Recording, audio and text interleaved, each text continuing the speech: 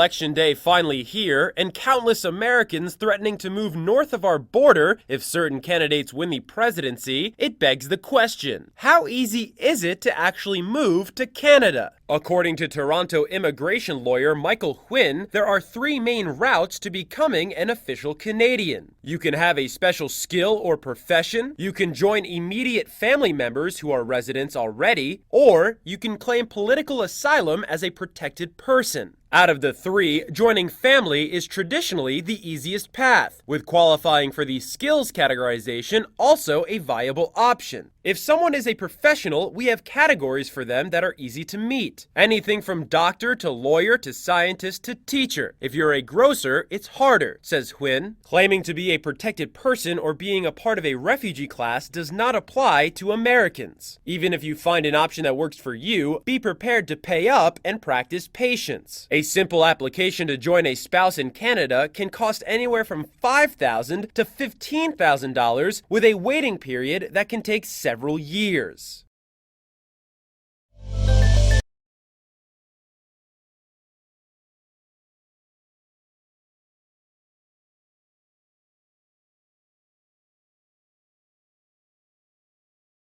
Americans forfeiting citizenship at record rates with no tax relief in sight when Donald Trump became president. Many people thought the election would bring about long-awaited U.S. tax reform in the United States. But not everyone. According to federal government records, a record 5,409 Americans renounced their citizenships in the year 2016. Including a whopping 2,364 in the final quarter of the year alone. That's a more than 26% increase from the 4,279 who handed in their passports in 2015. The cause of the defections, which led the U.S. to say so long last quarter to everyone from Jonathan Tobias to Anna's Werner, is primarily the U.S. tax system. When it comes to taxes, the United States is an outlier because, unlike nearly every other country, it taxes people based on nationality rather than residency. While U.S. citizens can claim credits with the IRS for what they pay to foreign tax authorities, those amounts are not always enough to offset what they owe. U.S. Expats also face the burden of annual filings with the IRS with the prospect of stiff penalties if they fail to comply. According to international tax attorney Andrew Mitchell, those who deliberately fail to report foreign accounts to the IRS can face a fine of $100,000 or half the value of the account, whichever is greater. Meanwhile, there are a range of other penalties for small business owners abroad and for those with assets of more than $30,000. The IRS has been very gracious in saying they won't take more than 100% of your money, says Mitchell. Ironically, these people are terrified they will go bankrupt because of the United States. They just want to get out of the U.S. tax system.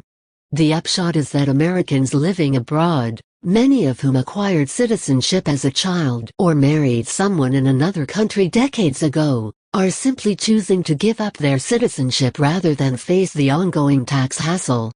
But even renouncing comes at a cost, as those who want to surrender their passports must first pay application fees and settle up any outstanding debts.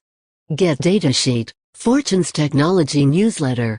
Meanwhile, despite calls for reform by U.S. expatriates groups and media outlets like the Wall Street Journal, there's little hope the law will be changed anytime soon. According to Mitchell, the discussions taking place in Congress for a once-in-a-generation overhaul of the tax system are focusing on extraterritorial corporate taxes, not individual taxpayers. Meanwhile, as Fortune editor Alan Murray explained in Monday's CEO Daily newsletter, the hopes for a major tax deal in Washington are already fading. As for the source of the current uptick in Americans renouncing their citizenship, it lies in a law that requires overseas banks to tell the IRS about American customers. To some degree it is President Obama's fault. It was Obama and the Republican Congress that passed a law in 2010 that forced foreign banks to disclose U.S. citizens, says Mitchell. When the law was passed, it appeared to be aimed at fat cats who sought to hide money in secret Swiss bank accounts. But today, It could affect nearly any of the 7 million Americans, who Mitchell says live abroad, many of whom are people of modest means.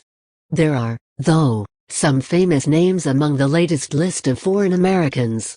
These include Boris Johnson, the former mayor of London and current Foreign Affairs Minister for the United Kingdom. Johnson, who has not lived in the United States since he was 5 years old, appears to have been motivated by an IRS bill for the capital gains he earned on the sale of his house in London. The United States comes after me, would you believe it? For capital gains tax on the sale of your first residence, which is not taxable in Britain, but they're trying to hit me with some bill. Can you believe it? Johnson told NPR in a 2014 interview reported by The Guardian. If you want to see a full list of every former American who renounced their citizenship in 2016, I've prepared a spreadsheet based on the government data accessible here.